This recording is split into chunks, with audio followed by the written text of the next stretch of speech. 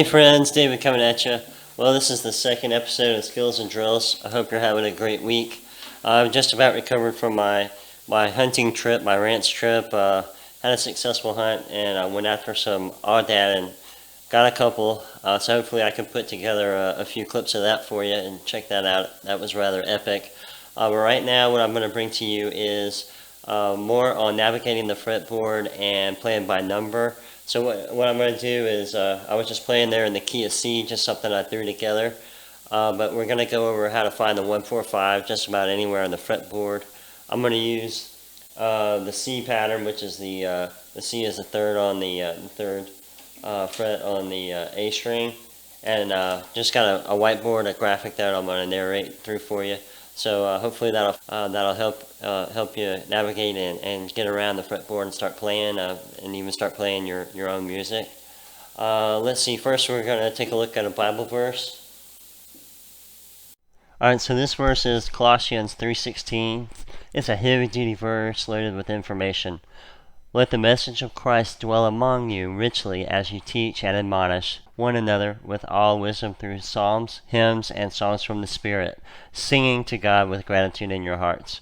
Alright, so the theme has been singing to God, and God is a singer, and that's one way we can praise and worship Him, is singing and playing instruments skillfully. But above that, we see these three types of praise songs. The psalms, which are basically songs from the self or the individual, the me, to God. And we know about psalms in the Bible, which those are songs from David to God. Then hymns are more of the collective, the group, the congregation to God, and they're often referred to as corporate anthems. So that would be, as a body, we are worshiping God together. And songs from the Spirit. So those are from the Spirit. Those songs are from the Spirit. It's basically the news or the word downloaded to us, the children of God. All right, well, let's move on to the lesson. Thanks. In this section, we're going to take a look at how to find your 1-4-5 in the Nashville numbering system. What we're going to do is we're going to find out what our key is. So in this example, we're going to use the key of C. It's the simplest key because there are no sharps and flats. What I've done is simply taken the 7 notes of the C major scale and assigned a number to them. So C is the start, and we just number 1, 2, 3, 4, 5, 6, 7 all the way down to B.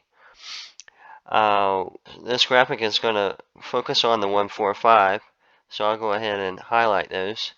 And what we'll see is the 1 is a C, the 4 is an F, and the 5 is a G. So those are on the fretboard. This is the E, A, D, G, B, E string on the guitar, and the top is the nut. So if we look at this dot right here, that's going to be the C, which is right here. So that means the 1 is going to be right there. Now, if we go exactly perpendicular to the right in this example, it would be what we call the higher string, in this case the D string. That one is going to be the 4. So that's kind of a big rule for knowing which string is which, and that's because a regular guitar in standard tuning is each string is a 4 in the scale higher than the next, except of course for the B, which has an exception in order to fit the human hand. Okay, so the 1-4-5 is there, but how do we know? It's pretty simple that the 1 is here, because that's just the starting root note. But how do we get to the 4 and the 5? So I just walked through that real quick. It's going to be in the pattern of the major scale. So whole step, half step, whole step, whole step, whole step. So the 1 is there, of course. The 2 is going to be here. The 3 is going to be here. The 4 is already shown. The 5 is already shown. Now notice when we went from the 3 to the 4, that was a half step.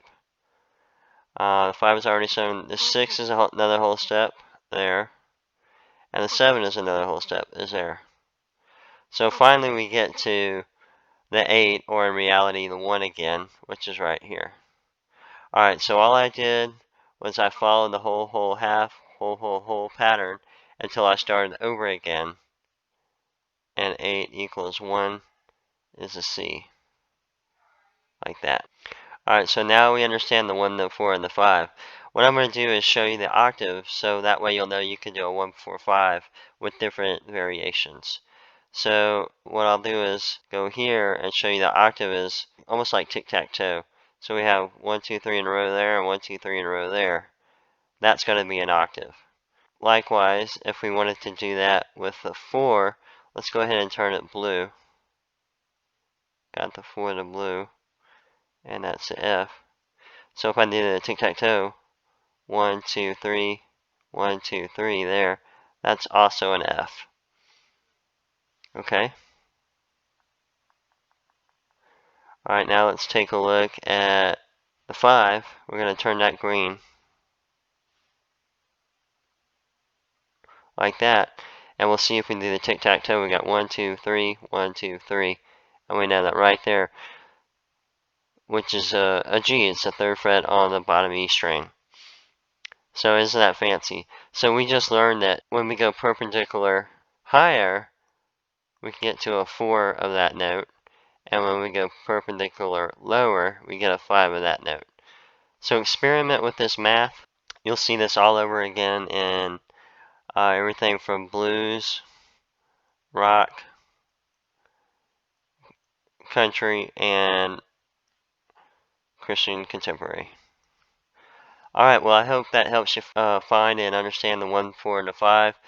Just a reminder, if you had to start over in a new key of D, for instance, you would just renumber like that and then carry on down. And of course you would have to know the notes of the D scale. But as long as you know the patterns that I've shown you, which are in here on your fretboard, in reality keeping up with all the notes here will be less important. So you're going to shift your focus to the numbers, get away from the letters a little bit, and then that way you're going to know the natural numbering system.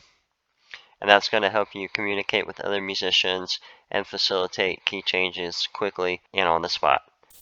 Alright, well now you've been introduced to the Nashville numbering system and how to play by number. So I'm sure that's going to help open some doors for you.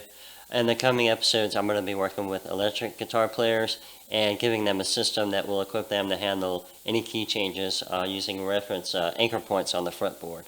Well, I'm looking forward to that. Thanks so much for your viewership, and be sure to like and subscribe. Have a great day. Amen.